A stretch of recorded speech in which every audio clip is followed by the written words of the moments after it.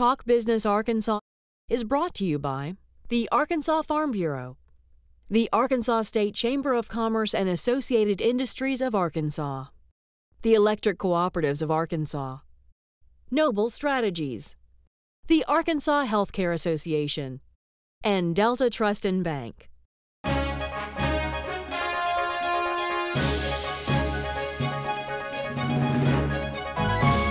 I'm Roby Brock. Welcome to today's Talk Business Arkansas update. Let's hop right into our top business story. Wal-Mart Stores says it's troubled with the breach of trust from one member of its corporate ranks who recently played reporter at a February 1st officers meeting and proceeded to distribute his or her personal notes in an email to a Bloomberg journalist. Company officials say the notes were not an official document of the company and are, quote, wildly inaccurate statements taken out of context. Walmart's U.S. CEO Bill Simon said this week during an investor conference in Orlando that the infamous email was one of 10 million outgoing emails sent that week from the corporate offices. What do corporate culture experts think of the situation Walmart's contending with? Not to mention how the retail giant's been handling the events. You can check out all the details on our website at talkbusinessarkansas.com. When we come back, we'll run through some of the political highlights of the day. There was a lot of action at the Capitol. Plus, we'll sit down later on with Senator Jason Rapert. He is the chairman of the Senate Insurance and Commerce Committee. He's also been the lead sponsor on the controversial Senate Bill 134, the fetal heartbeat bill. I'm Roby Brock. This is Talk Business. We're back after the break. I don't think it's going to be an easy conversation because they are very strong-willed. I think it's going to be important to us that we know that you're somewhere in a facility that looks after you, has compassion, has care, and you respect it. I mean, I'd love to look after them, I'd love to be able to take care of them, but I don't think I could. That'd be a wrong choice on my part. Arkansas's skilled nursing and assisted living centers provide quality care for our seniors.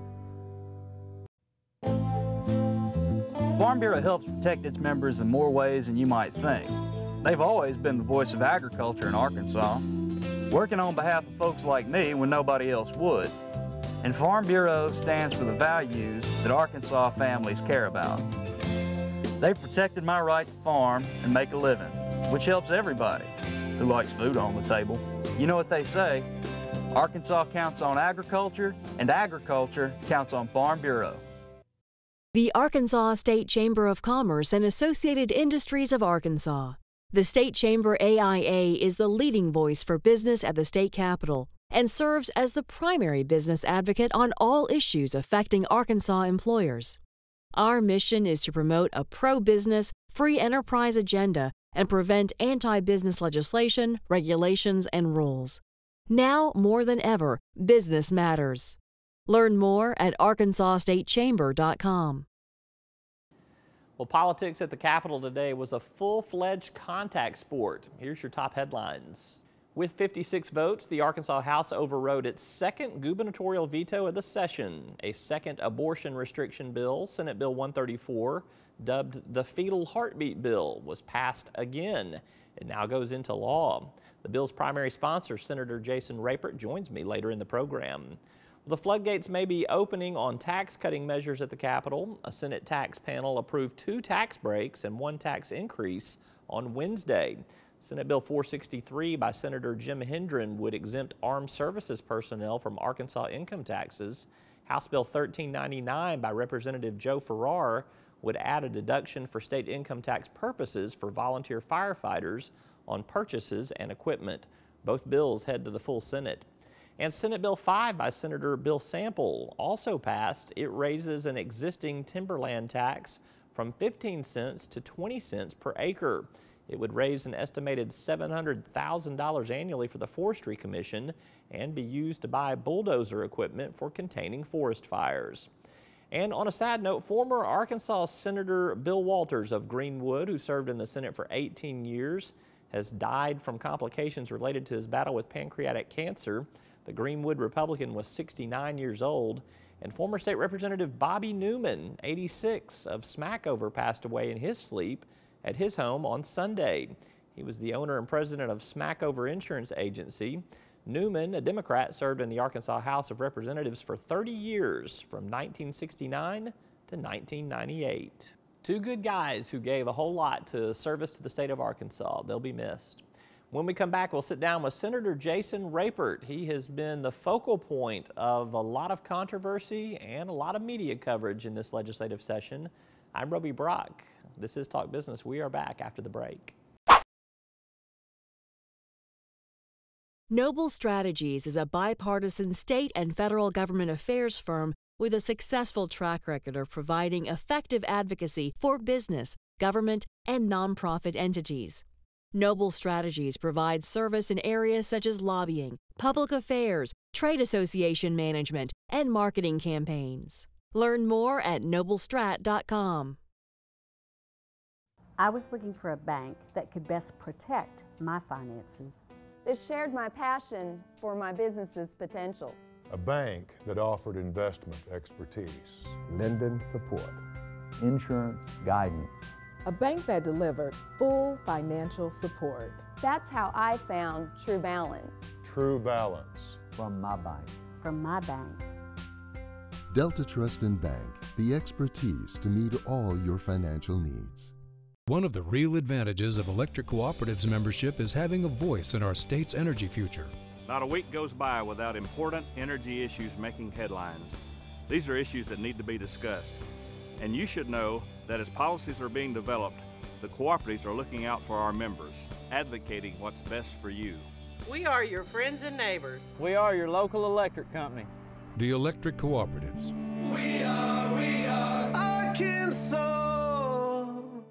I'm joined now by Senator Jason Rapert. He is the chairman of the Senate Insurance and Commerce Committee. Thanks for being with us. Well, glad to be here with you. You've had a busy day today, and you've had a busy session so far. Mm-hmm. Today, as we sit down, you just got the final word that the fetal heartbeat bill, Senate Bill 134, that's correct. That veto was overridden in the House. It is now law of the land in Arkansas. What do you think now that the whole process is over? Well, it's been very interesting. And first, I've got to say I'm just very grateful.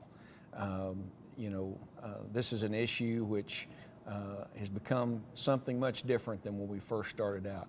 I never thought that simply standing up for human life would bring the kind of incoming fire that we've received. But I understand. And so I'll say first I'm grateful. People have stuck by me through this. And he told me I could say former Senator Hank Wilkins, now Representative Hank Wilkins, came down to the Senate chamber just now to shake my hand, said, "I'm proud to have stood with you today." And he said, the media asked me why I did so, and he said it's because it's the right thing to do. And that's a big deal. That's good for the state because it's, protecting human life is not really a partisan issue. This is a human issue. Yep. And to see people like Hank Wilkins, who typically you don't see them working necessarily with Republicans, though Hank has had a history of doing so, that made me feel good because I know it is the right thing to do. And here's the thing, you can still get an abortion in the state of Arkansas up to 12 weeks, and of course there are exceptions. But the simple fact of the matter is this, we're a civilized nation. And there's no other civilized nation in the history, modern history, that has 53 million innocent lives on their hands. Through contraception, if you so choose to use it, through education, there's no reason you have to wait to 12 weeks and take a human life just to exercise your choice. You have all the choices available to you early on. I had an email from a young lady in Russellville, Arkansas, and she emailed me and said, "Senator, thank you for this bill." She said, "I was become pregnant as a teenager, went to the abortion clinic, and they did an ultrasound. They pinned the picture of the ultrasound up on the curtain and they walked away and said, 'Prepare yourself for your abortion.'" She said, "I went to that ultrasound picture, 12 weeks. She said, I saw the hands of my baby, I saw the feet of my baby, I saw the legs of my baby." She said, "And I turned around and I got out of that clinic." This bill allows us to have a more rational policy. And I believe that in our nation, we're better than this. we can do better. There's no reason to continue to take 1.2 million human lives a year. We can prevent pregnancies, and we can educate, and we can help people make proper decisions. But I do not think that taking a human life that has a 95% chance of survival is the humane thing to do, and so we're standing for life. It's a divisive issue, no doubt. Now, this thing more than likely, the bill, now law, more than likely gets challenged in some sort of court somewhere at some point in time. Do you involve yourself in that litigation if that comes to pass, or do you hand this over to someone else and say, I've done my legislative duty, it's up to you guys to go from here? Well, obviously there have been firms, national firms, that have actually argued before the Supreme Court that said they're willing to stand with us. The only one that I feel free to tell you at this particular time is Liberty Counsel. Liberty Counsel submitted a letter to the Governor's office and the Attorney General and to the Speaker Pro Tem and the Speaker of the House, and stated that they believe the bill is sound law. What's interesting about this, Roby, is that we conceded every typical area of contention. So all of the areas that typically have been fought over, I conceded those immediately. And we settled in on the 12 weeks for two primary reasons. Number one, in Arkansas, if a woman is in a crosswalk and she actually is run over and that baby in her womb were to die, a person could be charged with fetal homicide if the baby is 12 weeks gestation. So we've now squared Arkansas law to be 12 weeks on both sides of that coin. The other thing is, and by the way, nobody's challenged that. The other side of that coin is that Roe v. Wade said states have a right to regulate abortion at approximately the end of the first trimester and the beginning of the second. That's 12 weeks. And so again, we think it's good law, and the eyes of the nation were on Arkansas today. And the Arkansas House of Representatives, 100 members, it was all in their hands. And they passed the strongest pro-life bill, I'm told, since Roe v. Wade. And I'm proud of them. I'm proud of every one of them for standing up for life. To the politics of it, some too. Obviously, Governor Beebe felt that the bill is unconstitutional as part of the reason that he issued the veto on it. You disagreed with that. You guys are working and collaborating on other things, such as a tax cut bill.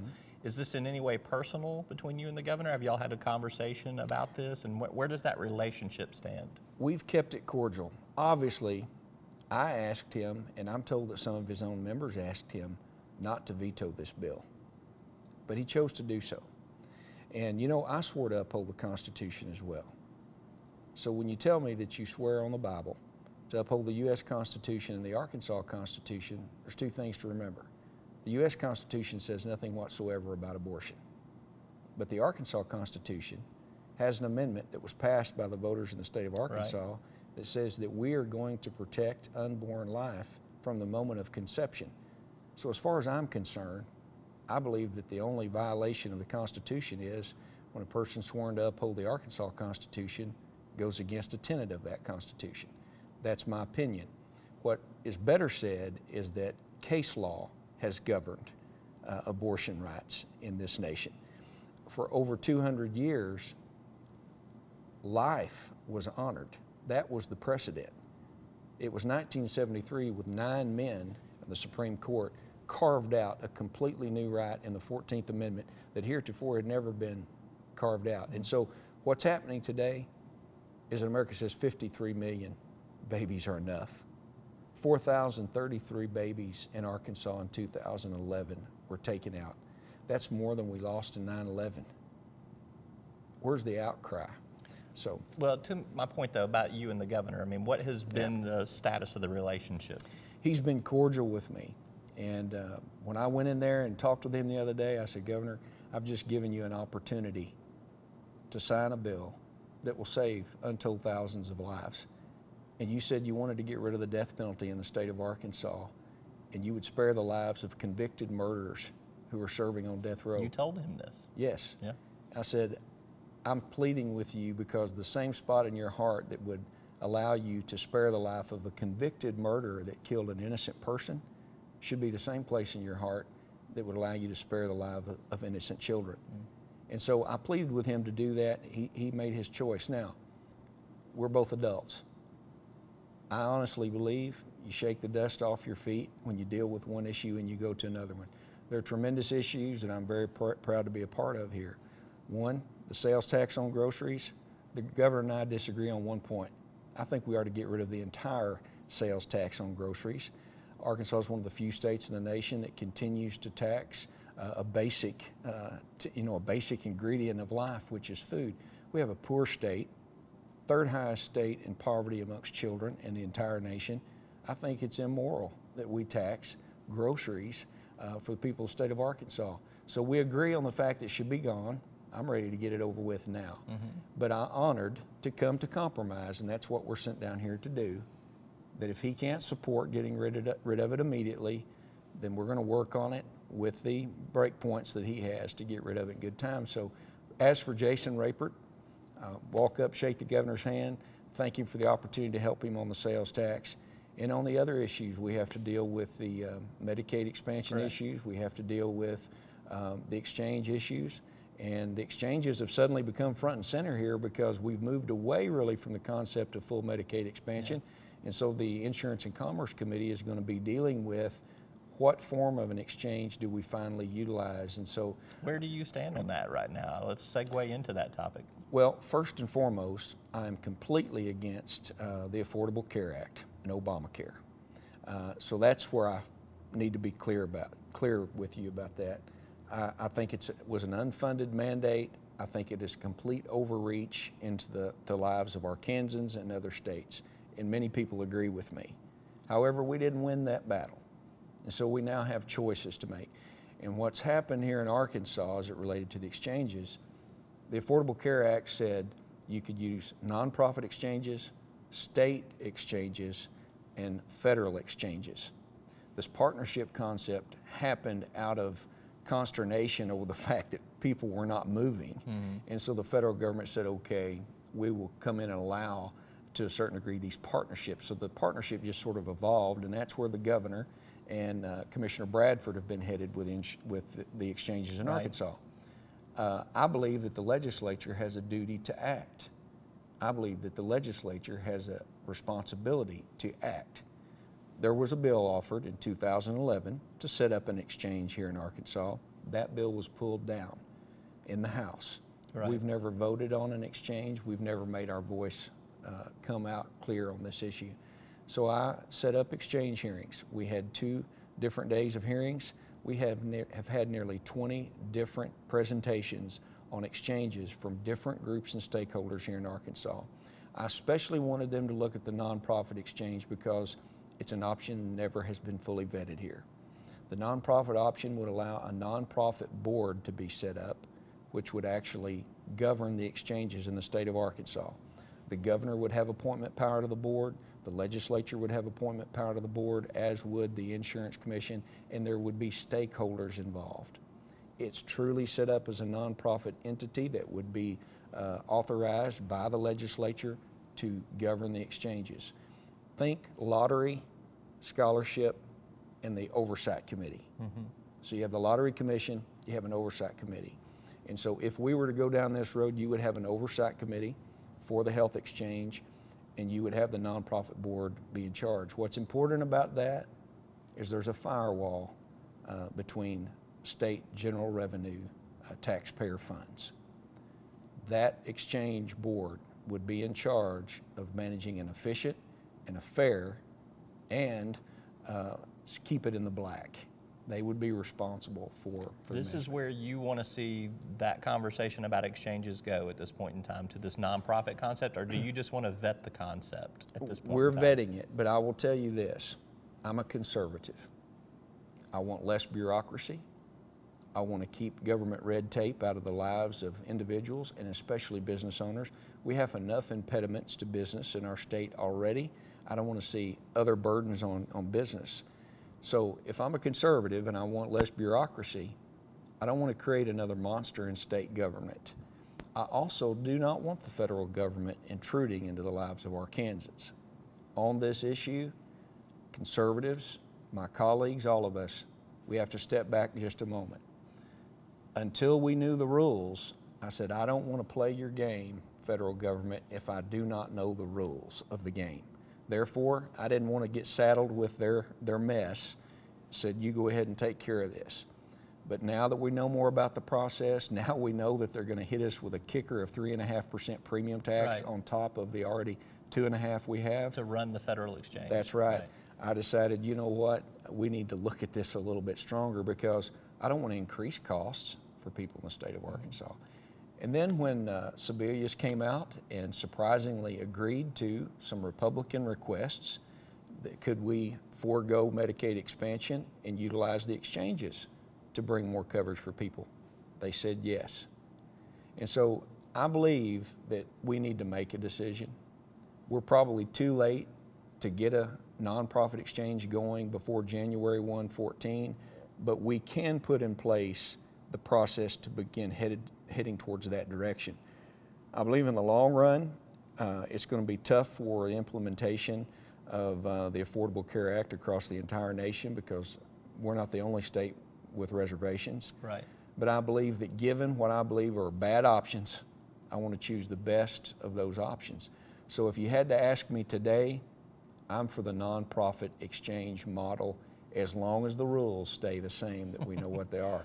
But we'll see. How important with this new flexibility that we've been given here at the state to take the Medicaid dollars and to use them in a private insurance option through these healthcare exchanges, how important is competition in terms of bringing in other potential insurance companies not doing business in Arkansas, or helping those with smaller market share get a bigger stake so that there's not an 800-pound gorilla, Blue Cross Blue Shield, dominating the healthcare market? If I'm not mistaken, Blue Cross has 70% of the market share here in Arkansas. I'll be honest in saying, I've had several people tell me that they view that as a monopoly on health insurance in the state of Arkansas. I think it's an issue. I believe in free markets. If Blue Cross Blue Shield has the best game in town and they're offering the best rates and the best service, maybe that's why they have 70%. If they have 70% market share, not because they have the best options, the best service in Arkansas, then maybe we need some new players. So I believe in a free market is best that we can have that. And so I believe that as we get into this, there's a lot of details are unknown right now because there's rates to look at, there's populations that are going to be served by these different companies to look at. And as you know, some of the questions and reservations of some members are the fact that they feel like there will be certain populations still underserved because a company says, I'm just not going to write down in the Delta. So we have a lot of things to look at, but I believe this, the governor has been open to working with us on this, and I appreciate that.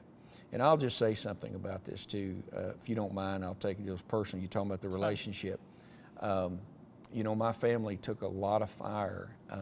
We were attacked viciously on the bill that we first started talking about. And I want to say this, in spite of the political differences on issues, I want to give credit where credit's due. Governor Beebe could have never treated me more graciously and his staff than they treated me after we received threats to our family. And I told him that I would always be willing to give him that credit. He didn't ask for it.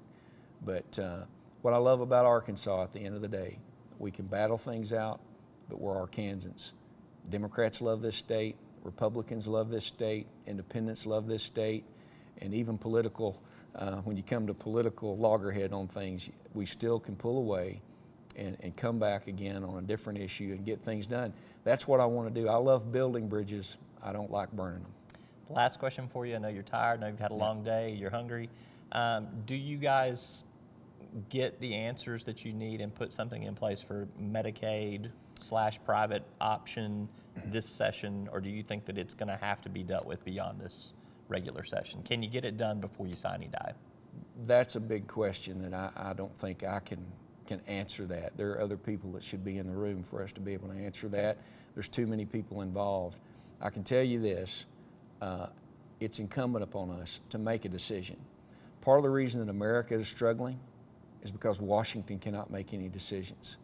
Washington gridlock is contagious, and I don't want to see us get into that environment. Many people used that during the elections. They didn't want Arkansas to become like Washington, D.C. Well, Roby, we're closer to there than you might think.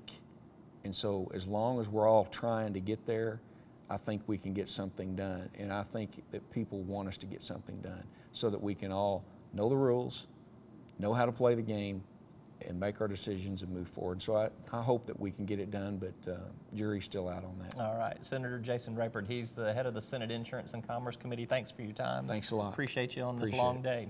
I'm Roby Brock. We'll be back tomorrow with another Talk Business Arkansas update. Thanks for watching.